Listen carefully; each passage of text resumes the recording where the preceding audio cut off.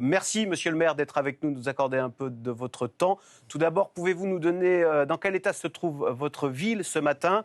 On sait que des tirs de mortier d'artifice ont été lancés sur la mairie et qu'il y a eu un début d'incendie, je crois, sur le parvis de la mairie. Oui, il y a eu une nuit difficile, avec des tirs de mortier, des voitures brûlées, quelques commerces qui ont été cassés. Euh, mais pour moi, la nuit difficile principale, elle est pour la maman de Naël et puis tous les proches des victimes. Et, et pour les élus locaux, puisqu'il y en a de nombreux dans le pays qui ont eu à subir, par exemple, l'incendie d'une médiathèque, l'incendie d'un hôtel de ville. Moi, Comment aujourd'hui, réagissent vos habitants? Comment réagissent les habitants quand ils se lèvent et qu'ils voient la médiathèque, qu'ils voient l'école où ils emmènent leurs enfants incendiée?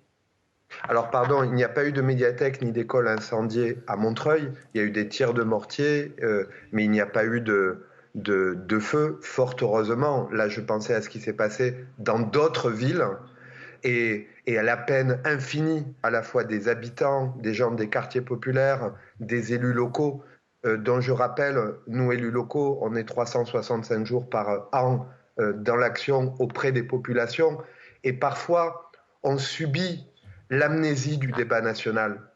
Parce que moi j'ai le sentiment, événement de ce type, drame de ce type après drame de ce type, qu'on ne retient jamais les leçons. Il y a depuis 15 ans une dégradation des rapports police-population, police et une partie de notre jeunesse.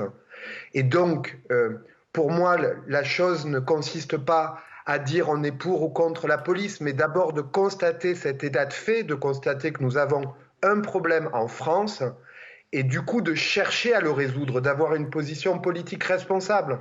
Et moi, je ne vois pas de solution sans, un, prendre en compte la réalité des faits. Il y a un phénomène de brutalité qui touche une partie de notre police républicaine. Il y a des phénomènes de discrimination qui touchent nos institutions.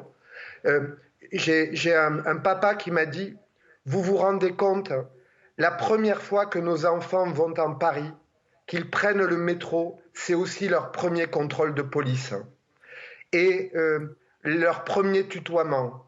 Et j'ai le sentiment de revivre ce que j'ai vécu il y a 30 ans lorsque j'étais plus jeune.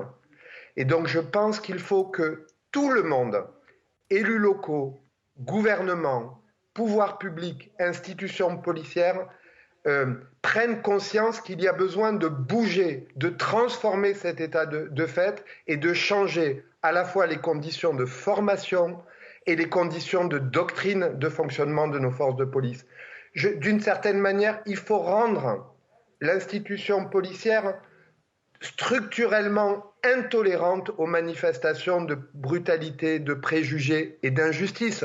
Il faut, à mon avis, avoir une mobilisation nationale qui conduise à changer fondamentalement les rapports police-population. On ne peut pas se contenter de la situation présente, qui est de voir événement dramatique après événement dramatique se creuser le gouffre. On Et vous a moi, entendu, Patrice Bessac. pardon, j'aimerais dire qu'il est, à mon avis, très important que le président de la République D'accord. prenne conscience que les élus locaux ont besoin d'une parole de l'État qui parle à tout le pays et qui soit capable de résoudre cette crise. On vous a entendu sur ce problème et c'était très touchant ce que vous nous avez dit sur les enfants de votre ville. La première fois qu'ils vont à Paris, c'est la première fois qu'ils subissent un contrôle de police. On vous a entendu, on va en parler. Dernière question. Est-ce que vous craignez ce soir de nouvelles émeutes? Est-ce que vous craignez qu'elles montent en puissance? Et est-ce qu'il y a un dispositif particulier qui sera mis en place à Montreuil? Comme hier soir, nous allons être extrêmement attentifs. Il y a d'ailleurs beaucoup d'adultes, d'anciens qui se sont déplacés hier dans les quartiers, qui étaient au contact. Moi, ma crainte, c'est que sans action et sans parole qui réunissent du président de la République, qui apportent des solutions, qui reconnaissent la réalité, qui offrent une solution à la communauté nationale, c'est qu'effectivement, il y ait plusieurs nuits difficiles.